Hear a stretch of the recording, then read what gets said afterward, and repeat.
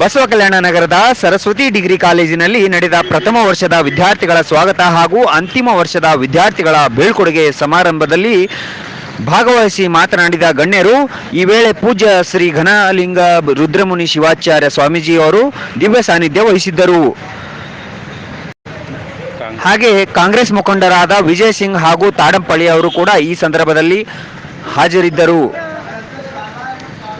ಮುಜಾಹಿದ್ ಪಾಷಾರವರು ಸರ್ಕಾರಿ ಪಿಯು ಕಾಲೇಜಿನ ಪ್ರಾಂಶುಪಾಲರು, ಶ್ರೀ ಹಿರೇಮಠರವರು ಸರಸ್ವತಿ ಕಾಲೇಜಿನ ಪ್ರಾಂಶುಪಾಲರು, ಶ್ರೀ ಸೂರ್ಯಕಾಂತ್ ರಾಜೋಳೆ ಶಾಲಿವಾನ್, ರಮಾಕಾಂತ್ ಕಾಂಗ್ರೆಸ್ ಪಕ್ಷದ ಮುಖಂಡರು, ಶ್ರೀ ಓಂ ಪ್ರಕಾಶ್ ಪಾಟೀಲ್, ಬಸವರಾಜ್ ಬಿರಾದಾರ್, ಆನಂದ್ ಹೊನ್ನನಾಯಕ್ ಸೇರಿದಂತೆ ಅನೇಕ ಶಿಕ್ಷಕ ವೃಂದದವರು, ವಿದ್ಯಾರ್ಥಿಗಳು ಹಾಗೂ ಗಣ್ಯಮಾನ್ಯರು ಉಪಸ್ಥಿತರಿದ್ದರು ಅಂತ ಹೇಳ್ಕೊಂಡ್ಬಂದ್ರು.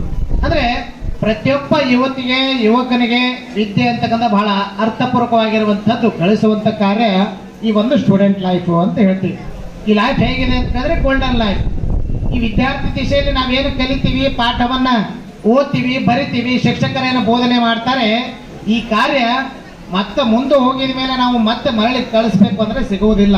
ಈ ಸಮಯ ಬಹಳ ಅರ್ಥಪೂರ್ವಕವಾಗಿರುವಂತಹ ಸಮಯ. ಇಂತಹ ಸಮಯವನ್ನ ದುಂದುವೆಚ್ಚ ಮಾಡಲಾರದೇನೆ ನೀವು ಒಂದಿಷ್ಟು ಅರ್ಥೋಪಾದಿಯಲ್ಲಿ ಈ ವಿದ್ಯೆಯನ್ನು ಗಳಿಸುವಂತ ಕಾರ್ಯವನ್ನು ತಾವೆಲ್ಲರೂ ಕೂಡ ಮಾಡಬೇಕು. ಒಂದು ಉದಾಹರಣೆ ಹೇಳ್ತೇನೆ. ಇವತ್ತು ನಮ್ಮ ವಿದ್ಯಾರ್ಥಿ ಬದುಕು ಹೇಗಿದೆ ಅಂತ ಕೇಳಿದ್ರೆ ಇದು ಒಂದು ತರ ಕ್ರಿಕೆಟ್ ಇದ್ದಂಗೆ. ಗೊತ್ತಾಯ್ತಲ್ಲ ನಿಮಗೆಲ್ಲ? ಕ್ರಿಕೆಟ್ ಅಂದ್ರೆ ಕ್ರಿಕೆಟ್ 50 ಓವರ್ ಇರ್ತವೆ. ಆದ್ರೆ ಇಲ್ಲಿ 1 ಓವರ್ದೆ ನಾವು ಲೆಕ್ಕ ಹಾಕಿದ್ರೆ ಮನುಷ್ಯನ ಜೀವನ ಹೇಗೆಂದ್ರೆ ಯಾರು BCA ಮಾಡಿದ್ರಿ, ಯಾರು MCA ಮಾಡ್ತಾ ಇದ್ರಿ, ಮುಂದೆ BA BCom ಹೀಗೆ ಅನೇಕ ಅವಕಾಶಗಳು ಇರ್ತವೆ. ಆದರೆ ಭಗವಂತ ನಮಗೇನು ಮಾಡಿದ್ದಾನೆ? 6 ಬಾಲ್ಗಳು ಕಟ್ಟಿದ್ದಾನೆ. ಎಷ್ಟು? 6 ಬಾಲ್ಗಳು ಭಗವಂತ ಕೊಟ್ಟಿದ್ದಾನೆ. ಆದರೆ 1 ಬಾಲ್ ನಾವು ಹೊಡಿಬೇಕಂದ್ರೂ ಮಿಸ್ ಆಯಿತು ಅಂದ್ರೆ ಪರವಾಗಿಲ್ಲ, ಆತಂಕ ಪಡೋದು ಬೇಕಾಗಿಲ್ಲ, ನಿರಾಶೆ ಆಗ್ಬಾರ್ದು.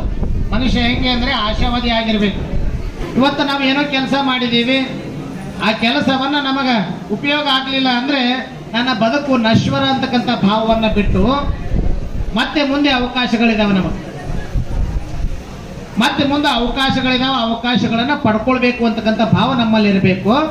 ಹೀಗಾಗಿ ಒಂದು ಕ್ರಿಕೆಟ್ ಮ್ಯಾಚ್ ನಲ್ಲಿ 6 ಬಾಲ್ ತೆಗೆದುಕೊಂಡಾಗ ಮೊದಲನೇ ಬಾಳ ಹೊಡಿಬೇಕಂತ ಪ್ರಯತ್ನ ಮಾಡಿದಾದ್ರೆ ಹೊಡಿಲಿಲ್ಲ. ಏನು ಹೊಡಿಬೇಕಂದ 6 ಬಾಲಿಗೆ 6 ಸಿಕ್ಸ್ ಹೊಡಿಬೇಕಂತ ಅವ ಮನಸ್ಸು ಇಟ್ಕೊಂಡು ಬಂದಿದ್ದ.